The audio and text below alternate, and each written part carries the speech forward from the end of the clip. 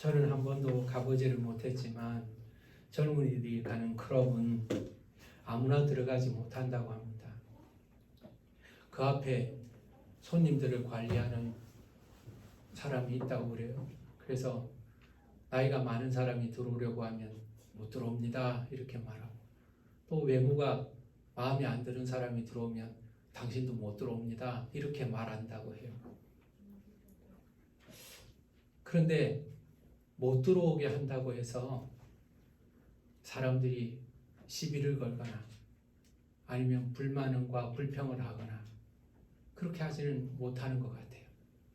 그 클럽의 기준이 있기 때문에 그 클럽에 가려면 그 기준에 따라야 되는 것 같아요. 참 신기하죠? 대통령들이 가끔 삼성전자 반도체 공장에 간 적이 있습니다.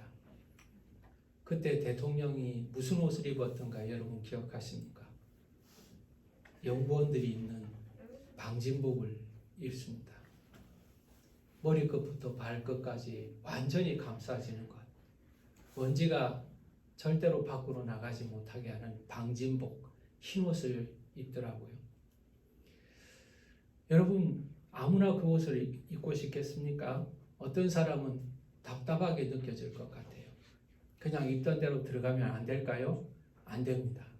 그 공장에 들어가려면 모두가 하얗게 머리끝부터 발끝까지 다 뒤집어 씌워진 방진복을 입어야 들어갈 수가 있더라고요. 아무도 불평하지 않았습니다. 그 옷을 입어야 거기에 들어갈 수 있다는 것이 원칙이기 때문에 대통령이든 왕이든 장관이든 심지어는 그 공장의 오너인 이재용 회장까지 방진복을 입어야만 그곳에 들어갑니다. 여러분, 그런데 사람들은 하나님의 나라에 대해서는 자기 마음대로 들어갈 수 있다고 착각하고 살아갑니다. 내가 선하게 살아갔기 때문에 나는 천국 갈 것 같아요. 남들과 비교해서 나는 착한 것 같으니 천국에 갈 수 있을 것 같아요. 자기 자신의 생각이나 남들과의 비교를 통해서 나는 천국에 들어가야 하는 사람인 것처럼 자신하는 사람들이 많다는 겁니다. 천국은 흰옷 입은 사람들이 들어가는 곳입니다. 천국은 하나님께서 허락하신 사람이 들어가는 곳입니다. 내가 원한다고 해서 들어가는 것이 아니고 사람들이 괜찮다고 해서 괜찮은 것이 아니라 하나님의 나라는 하나님의 심판을 통과한 자들만이 들어가는 곳입니다. 성경은 여러 곳에서 하나님의 심판에 대해서 경고하고 있습니다. 양과 염소의 비유를 통해서, 그리고 달란트의 비유를 통해서, 그리고 계시록의 백보자 심판을 통해서 하나님 앞에서 그 두 가지의 책이 놓여 있고 그 책에 놓여 있는 생명책, 행위의 책을 통하여서 우리는 분명하게 천국에 들어갈 자격이 있는지를 평가받게 될 겁니다. 저는 오늘 아침에 장례식장에 잠깐 다녀왔습니다. 그리고 장례 예배를, 발인 예배를 인도하고 왔습니다. 그 가족들을 바라보면서 어느 누구도 그 죽음을 원치 않았다는 사실을 알고 있습니다. 그렇습니다. 죽음을 아무도 원치 않잖아요. 그러나 죽음을 원치 않지만 죽음을 피할 수가 없는 것처럼 심판을 원치 않지만 심판을 피할 수 있는 방법은 없습니다. 하나님을 믿지 않는 자들은 하나님을 믿지 않았기 때문에 하나님의 심판을 받지 않겠다는 말은 통용이 되지 않습니다. 하나님은 창조자이십니다. 그리고 그들이 하나님을 믿지는 않았지만 하나님을 알 만한 것들이 자연 속에서도 드러나 있고, 그리고 그 안에 우리의 내면에 양심이라는 보편적 가치를 심어 두셨습니다. 그래서 하나님은 율법이 있는 자는 그 율법으로 심판하시고 율법이 없는 자는 율법 아닌 것으로 심판하십니다. 그러므로 여러분, 나는 하나님의 말씀을 들은 적이 없기 때문에 나는 심판에서 예외가 됩니다 라고 말하는 것은 통하지 않습니다. 다른 한쪽에 자신만만하게 기다리고 있는 유대인들이 있습니다. 그들은 혈통으로는 아브라함의 자손이요, 할례가 있고 율법이 있고 제사가 있고 성전이 있는 영광스러운 민족입니다. 그런데 하나님은 그들에게도 유죄라고 선고하십니다. 하나님의 의에 이르지를 못한다는 겁니다. 이방인과 비교해서, 율법이 없는 자들과 비교해서는 훨씬 도덕적으로 살았습니다. 그러나 도덕적으로 살았다는 것과 하나님의 의의를 가졌다는 것은 별개의 문제입니다. 물이 99도 100도가 돼야 끓죠.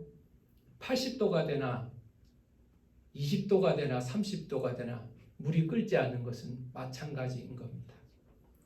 지하 바닥에 있는 사람이나 히말라야 산 꼭대기에 있는 사람이나 저 하늘의 별에 미치지 못한 것은 마찬가지인 것처럼 유대인들이 다른 사람과 비교해서 도덕적으로 나아 보일지라도 하나님의 의, 천국에 들어가는 하나님의 의에 이르지 못하는 것은 마찬가지라는 겁니다. 율법을 아는 것으로 의로워진 것이 아니고, 율법을 가진 것으로 의로워지는 것이 아니고, 율법을 온전히 행함으로 의로워져야 하는데 그들은 율법으로 의롭게 되는 일에 실패했습니다. 우리는 이것을 거부하고 싶지만 나무는 열매를 보면 그 나무를 알 수가 있듯이 우리의 행위를 보면 우리가 어느 것에 속하여 있는지를 알 수가 있습니다. 여러분 3장 말씀에 보면 이런 말씀이 있죠. 기록된 바 의인은 없나니 하나도 없으며 깨닫는 자도 없고 하나님을 찾는 자도 없고 다 치우쳐 함께 무익하게 되고 선을 행하는 자는 없나니 하나도 없도다. 그들의 목구멍은 열린 무덤이요 그 혀로는 속임을 일삼으며 그 입술에는 독사의 독이 있고 그 입에는 저주와 악독이 가득하고 그 발은 피 흘리는데 빠른지라. 내 안에 선한 열매가 많이 있는가? 아니면 선하지 못한 것들, 죄의 열매들이 많이 있는가를 가만히 들여다보면 우리 안에 죄의 열매가 없다고 말할 수 있는 사람은 없을 것입니다. 나는 분명히 죄의 열매들이 많이 있는 거죠.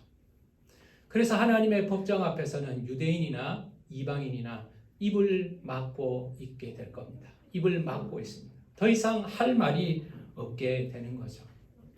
자, 그렇게 절망적인 상황에서 하나님의 심판대 앞에서 입을 열 수도 없을 만큼 우리에게 부끄러운 상황에서 하나님의 한 의가 우리에게 나타나게 된 것입니다. 이 의는 율법으로 인하여 주시는 의가 아닙니다.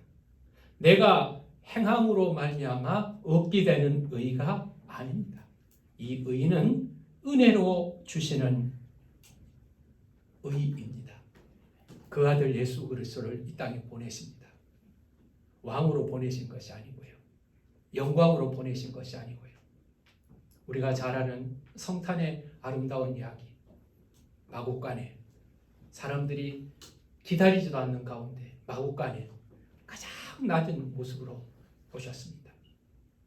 목수의 아들로 오시고 그 목수는 오래 살지도 못하고 죽어버림으로 말미암아 아버지 없는 아들로 자라게 하십니다. 그리고 그분은 하나님의 때를 깨달아서 십자가에 나아가십니다. 우리의 죄를 감당하시기 위해서 십자가에 오르실 때 하나님께서는 그 아들 예수 그리스도를 속죄의 제물로 삼으신 것입니다. 그의 피를 흘리게 하심으로 인하여 모든 죄를 사하여 주신 것입니다. 그리고 그 아들 예수 그리스도를 화목 제물로 삼으심으로 말미암아 죄 용서받은 하나님의 백성들을 그와 화목하게 하신 것이죠. 그러므로 하나님께서는 이 십자가에 죽으신 아들 그리고 그 부활하신 예수 그리스도를 믿는 믿음을 의로 여기시기로 작정한 것입니다. 우리의 의를 보신 것이 아니고요. 예수 그리스도의 의를 보셨습니다. 우리의 의를 보신 것이 아니고요. 우리에게는 의가 없음으로 말미암아 우리에게는 믿음만을 보시기로 작정하신 것입니다. 하나님께서 그 아들 예수 그리스도를 이 땅에 보내어서 우리의 죄를 위하여 죽게 하시고 그를 사흘 만에 부활하게 하셨다는 것을 믿는 믿음을 의로 여기시기로 작정한 것입니다.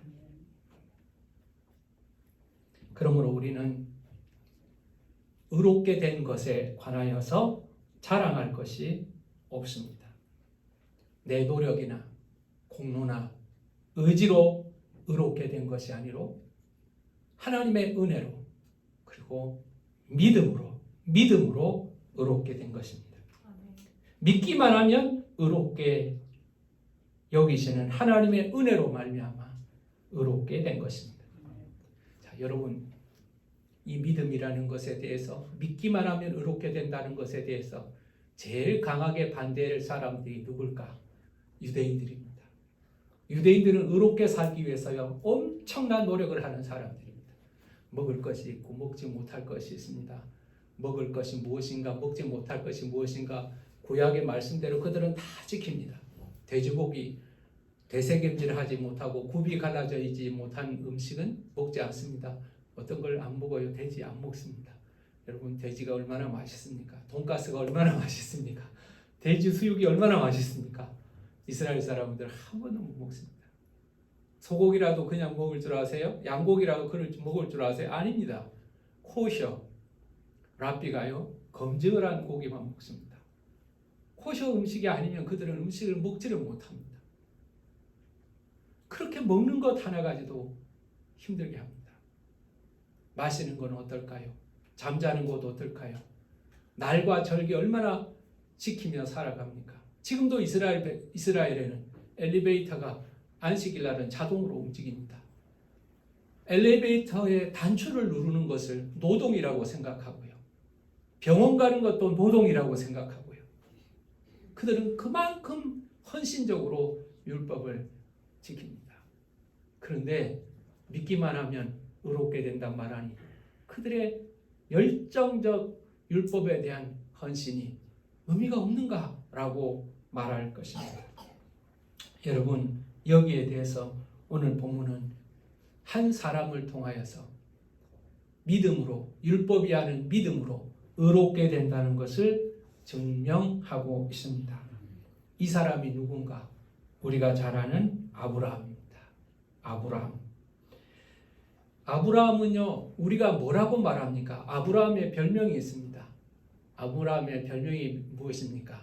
믿음의 조상 아브라함입니다. 믿음의 조상 아브라함. 여러분 이 믿음의 조상 아브라함이라는 것의 의미를 여러분들은 어떻게 이해하고 있는지 모르지만 믿음의 조상 아브라함이라는 것은 두 가지의 의미가 있습니다. 여러분 말씀이 끝나고 나면 믿음의 조상 아브라함이라는 의미를 여러분들은 분명하게 알 수 있을 겁니다. 오늘 2절 말씀을 읽어보겠습니다. 만일 아브라함이 행위로서 의롭다 하심을 받았으면 자랑할 것이 있으려니와 하나님 앞에서는 없느니라. 그렇게 말합니다. 여러분 아브라함이 만약에 행위로서 의롭다 하심을 받았다면 자랑할 것이 있다는 겁니다. 내가 이렇게 행동했기 때문에 이렇게 노력했기 때문에 이렇게 수고했기 때문에 자랑할 만하죠. 지금 월드컵이 아직 안 끝났죠. 결승전이 남은 걸로 알고 있습니다. 자, 우리나라 선수들 자기의 업적에 대해서 자랑스러워합니다. 저는 자랑할 만한 가치가 있다고 생각해요. 누구보다 수고하고 헌신하고 그리고 노력해서 이 16강의 자리에 올랐습니다. 여러분 국가대표가 된다는 자체가 얼마나 힘든지 몰라요. 여러분들 축구 안 시켜봐서 그렇지만 축구 국가대표가 된다는 것이 정말 힘들고 힘든 일입니다. 자랑할 만해요. 그건 자랑할 만합니다. 그런데 아브라함은요, 의롭다 하심을 받을 때 아브라함이 의롭다 하심을 받은 것이 행위로 인한 것이 아니기 때문에 아브라함도 자기가 의롭다 하심을 자랑할 수가 없다는 겁니다. 계속해서 말씀을 읽어보겠습니다. 성경이 무엇을 말하느냐? 아브라함이 하나님을 믿음에 그것이 그에게 의로 여기신 바 되었다라고 말합니다. 아브라함이 하나님을 믿음에 그것이 그에게 의로 여긴 바 되었다는 겁니다. 여러분, 아브라함이라는 사람은 참 대단한 사람입니다. 우리는 믿음의 조상 아브라함이 보여주었던 그 믿음의 결단들은 우리가 감히 따라갈 수도 없을 만큼 놀라운 것입니다. 본토 친척 아비집을 떠나 내게 지시한 땅이 아니라 지시할 땅으로 가라고 그랬습니다. 어디로 가라도 아니에요. 언젠가는 말해줄 테니까 지금은 떠나고 보라고 말합니다. 70에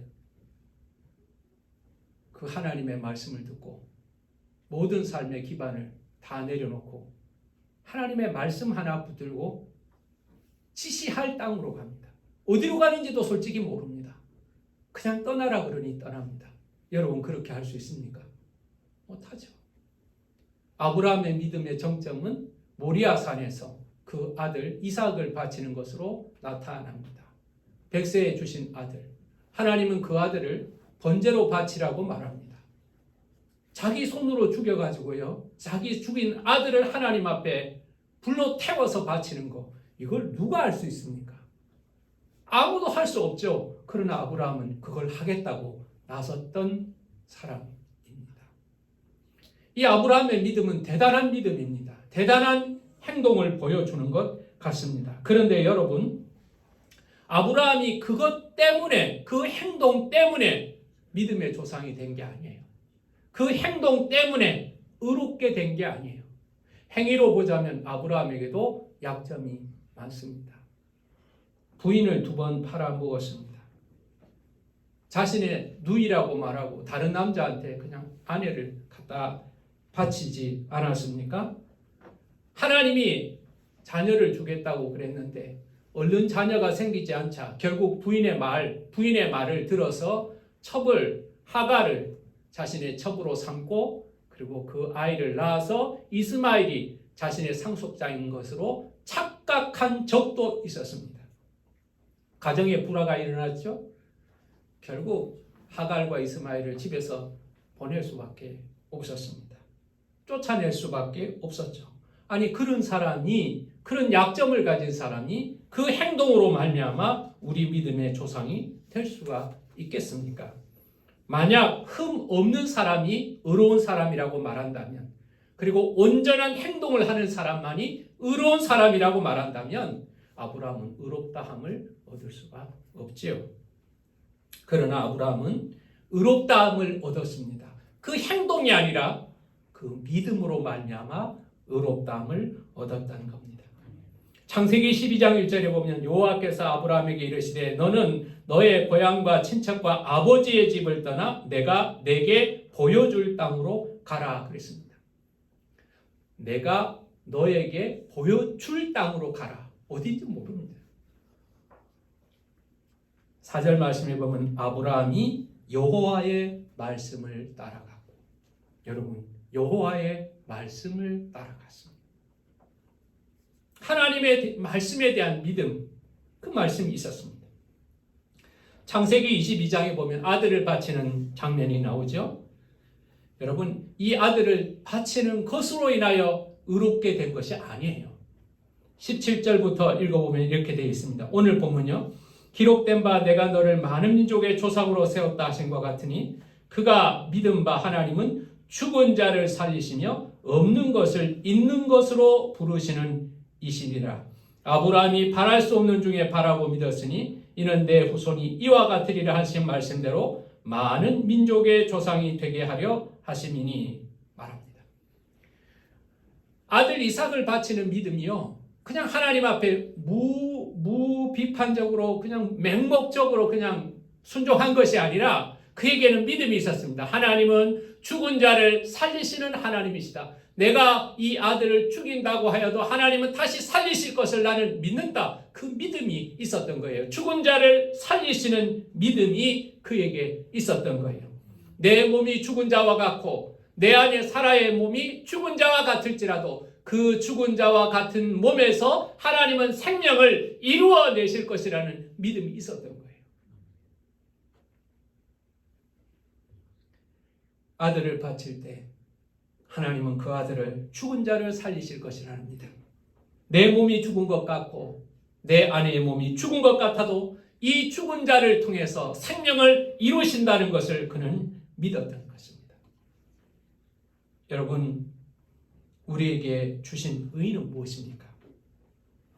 하나님께서 그 아들 예수를 십자가에서 죽게 하셨지만 하나님은 그를 다시 부활로 살리게 하셨다는 것을 믿는 믿음을 의로 여기시는 겁니다.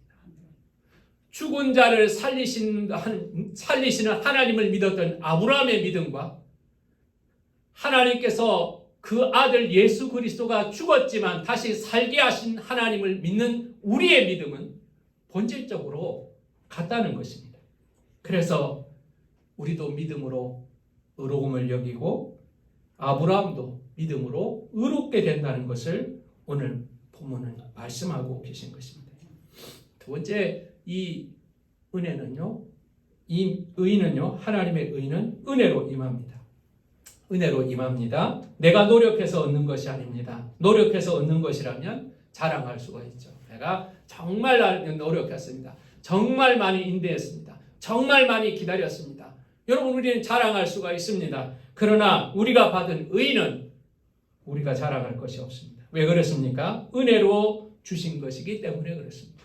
그래서 우리는 찬양할 수는 있지만 나를 자랑할 수는 없습니다. 여러분, 이 은혜로 받은 의를 확증하기 위해서, 우리에게 증명하기 위해서 다윗의 말씀을 인용하고 있습니다. 일하는 자에게 그 삭시 은혜로 여겨지지 아니하고 보수로 여겨지거니와 일을 아니할지라도 경건하지 아니한 자를 의롭다 하시는 이를 믿는 자에게는 그의 믿음을 의로 여기시나니 일한 것이 없이 하나님께 의로 여기심을 받는 사람의 복에 대하여 다윗이 말한 바 불법이 사함을 받고 죄가 가려짐을 받는 사람들은 복이 있고 주께서 그 죄를 인정하지 아니하실 사람은 복이 있도다 함과 같으니라. 여러분, 말씀이 조금 길었기 때문에 여러분들이 어떻게 머리에 정리가 되는지 모르지만요, 다윗은 이렇게 말을 했습니다. 불법이 죄를 지은 것이 사함을 받고 죄가 가려짐을 받은 사람은 복이 있다는 겁니다. 그는 하나님 앞에 잘한 것도 많은 사람이지만 엄청난 죄를 지은 사람입니다. 바세바와 간음하죠. 그 남편 우리야 죽게 만듭니다. 그 외에 아들 압살롬을 잘 관리하지 못함으로 인하여 내전이 일어나서 수많은 사람들을 죽게 만들었습니다. 어떻게 보면 다윗은 엄청난 죄인입니다. 그러나 다윗은 용서받고 살았습니다. 하나님께서 용서하셨고 그의 길을 은혜로 허락하여 주셨습니다. 이것이 은혜입니다. 잘한 것이 있고 잘못한 것이 있기 때문에 그 두 가지를 비교해서 잘한 것이 많기 때문에 너는 의롭다고 하나님이 하신 게 아니에요. 잘한 것과 잘못한 것을 비교해서 잘한 것이 많은 사람을 의롭다고 하시는 분이 아니세요. 하나님께서는 우리의 믿음을 보시고 우리의 잘못한 모든 것을 없다고 선언하시는 분이세요. 다윗이 엄청난 죄를 지었지만 그는 사함을 받고 살았던 거예요. 죄를 벌하실 때 그는 죽어야 마땅하지만 하나님께서는 자신이 지은 죄를 용서하여 주셨다는 사실을 그는 기억하고 살았던 거예요. 그래서 불법이 사함을 받고 죄가 가리워짐을 받는 사람들은 복되다 이렇게 말하는 겁니다. 사랑 여러분, 저와 여러분들이 의롭게 되는 것은요, 예수 그리스도를 믿는 믿음으로 의롭게 되는 것이고 두 번째는 은혜로 의롭게 되는 겁니다. 내가 나를 용서하지 못하는 죄가 있다고 하더라도 하나님은 나의 믿음을 보시고 그 죄를 용서해 주신다는 사실을 여러분 기억하시길 바랍니다. 아무리 생각해봐도 내가 의롭다고 인침을 받기 힘들다면 십자가에 못 박혔던 예수님의 한편 강도를 생각해 보시기 바랍니다. 그 강도는 선한 일을 하지 않았습니다. 누가 봐도 죄인이었습니다. 그래서 예수님의 한쪽 편에서 십자가에 못 박혀 죽을 때 그는 예수 그리스도를 바라보았습니다. 그리고 구원의 손을 내밀었습니다. 믿음으로 주님을 바라볼 때 예수님은 말씀하셨습니다. 오늘 내가 나와 함께 낙원에가 있을 것이라고. 그는 행위로 구원받은 것이 아니라 예수 그리스도를 믿는 믿음으로 구원을 받았다는 사실을 여러분 기억하시기를 간절히 원합니다. 내가 나를 용서하지 못해도 사람들이 나를 용서하지 않아도 우리가 하나님 앞에 그 십자가의 보혈을 의지하고 나간다면 하나님은 나를 용서해 주시고 의롭다고 은혜를 베풀어 주시는 줄 믿으시길 바랍니다. 세 번째로 이 은혜는요, 차별 없이 임하는 은혜입니다.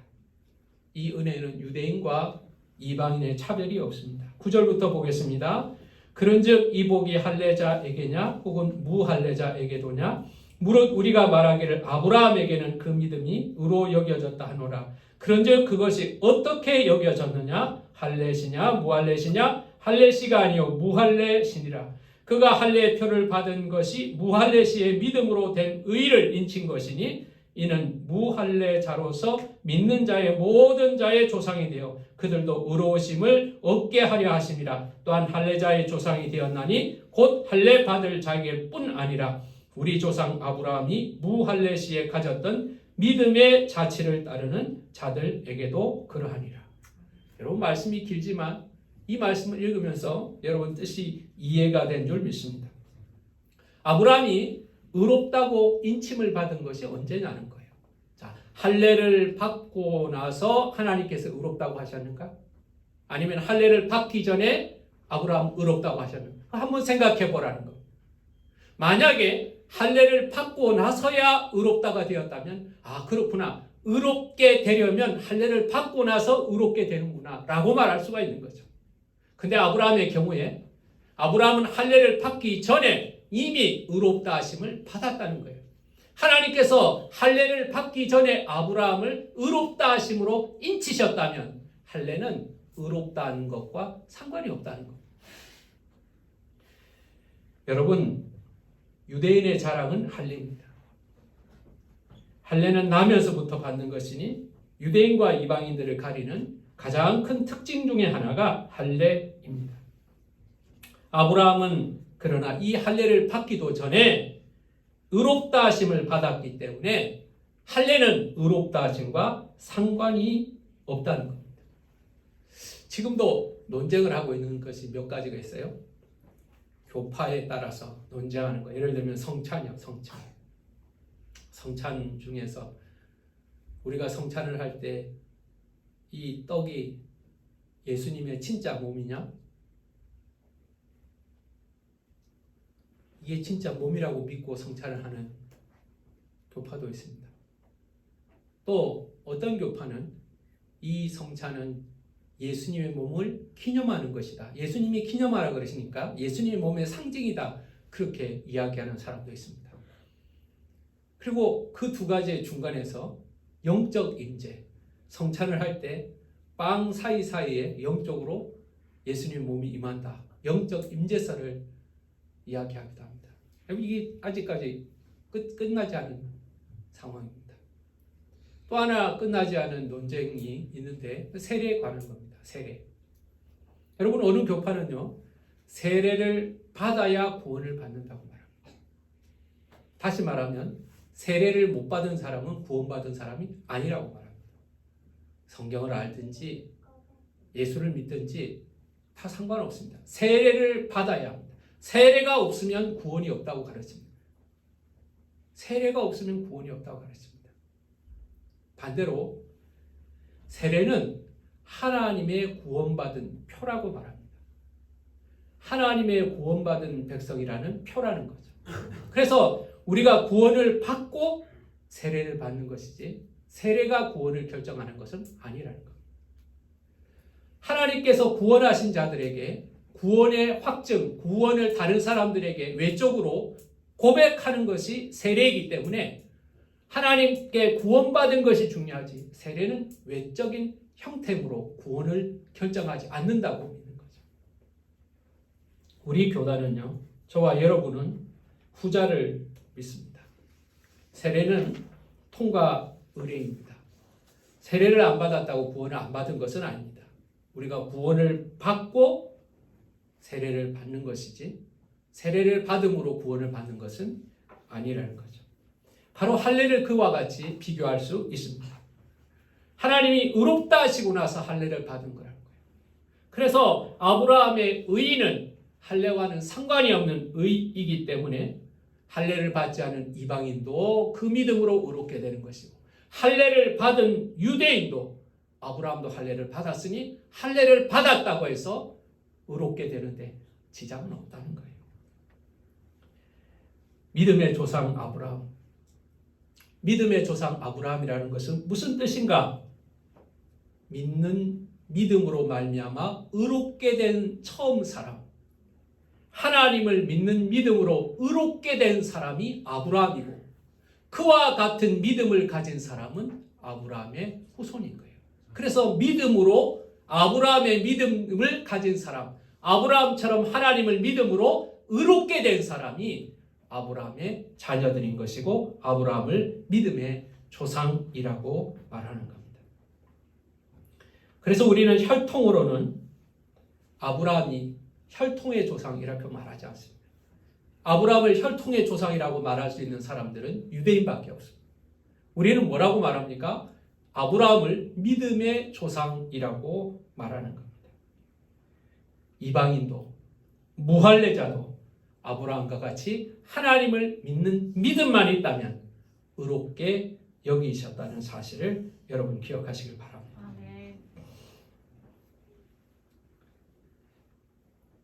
오늘 본문 말씀의 마지막 구절은 참 귀한 말씀을 기록하고 있습니다.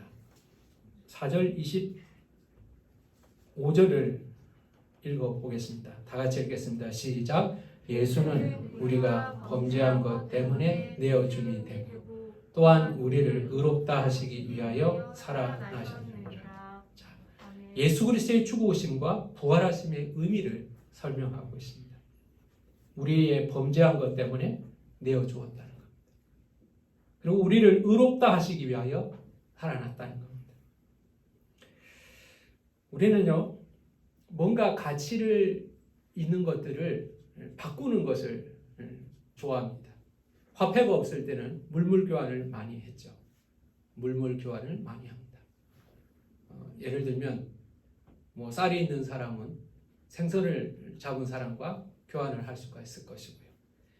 옷을 만드는 사람은 가구를 만든 사람과 물물 교환을 할 수가 있습니다. 대상은 다르지만 가치가 있는 것은 가치가 있는 것으로 바꾸는 것이 원칙입니다. 이것이 지혜로운 삶이죠. 근데 우리가 옛날 노래 가운데 좀 황당한 노래가 하나가 있습니다. 두꺼봐 두꺼봐 헌집 줄게 새집 다오. 저는 어릴 때 그 노래 들으면서 그냥 그런 줄 알았는데 지금 생각해 보면 뭐 거의 사기에 가깝습니다. 아니 헌집을 주고 왜 새집을 달라고 그럽니까? 새집을 달라고. 이게 맞지 않는 거래죠. 맞지 않는 거래입니다. 십자가에서 이런 거래가 일어났습니다.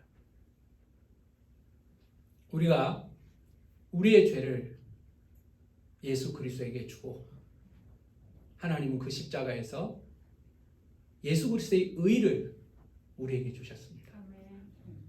그 십자가 앞에 우리의 죄와 허물을 내려놓는 사람에게 하나님께서는 그 십자가에서 이루신 하나님의 공의를 우리에게 값없이 짚어주셨습니다.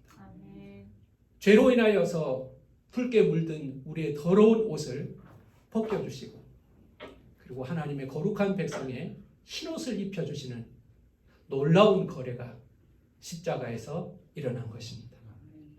헌집 주께 새집 다워와는 비교할 수 없을 만큼 엄청난 거래가 일어난 거죠. 사랑하는 여러분, 우리는 그래서 은혜로 의롭게 되었다고 말하는 것입니다. 믿음으로 의롭게 되었습니다.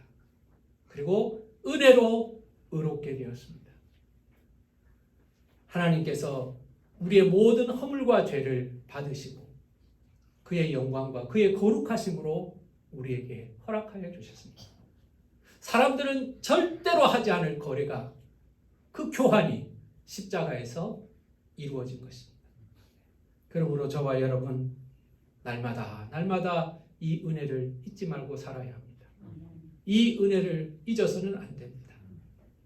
나의 용서함을 받은 것, 나를 의롭다 하심은 노력이나 공로나 성경의 지식이나 종교적 열정이 아니라 예수 그리스도를 믿는 그 믿음, 그 십자가를 바라보는 그 믿음 하나 보시고 나의 모든 죄를 없이 하여 주신 하나님의 은혜, 거룩한 흰옷을 입혀주신 그 은혜, 그 아들의 피를 흘려서 내 죄, 그 붉은 죄를 희게 하신 그 은혜를 기억하면서 날마다 감사하며 죄를 이기고 사는 삶이 되시기를 예수 이름으로 축원합니다. 기도하겠습니다. 하나님, 의롭다 하심을 얻는 것은 노력에 있는 것도 아니고 공로에 있는 것도 아니고 율법에 있는 것도 아니라 내가 나를 위하여 유익한 것을 한 것이 아니라 하나님이 나를 위하여 하신 것을 믿는 것입니다. 내가 나를 위하여 무엇인가를 하는 것이 아니라 하나님께서 그 아들을 통하여 하신 것을 내가 믿기만 하면 의롭다고 선언하십니다. 이 은혜로 임하는 하나님의 의를 아브라함은 알았습니다. 그래서 하나님은 아브라함의 믿음을 보시고 의로 여기셨다고 말씀하셨습니다. 하나님, 우리의 믿음이 하나님 앞에 인정받는 믿음이 되게 하여 주시옵소서.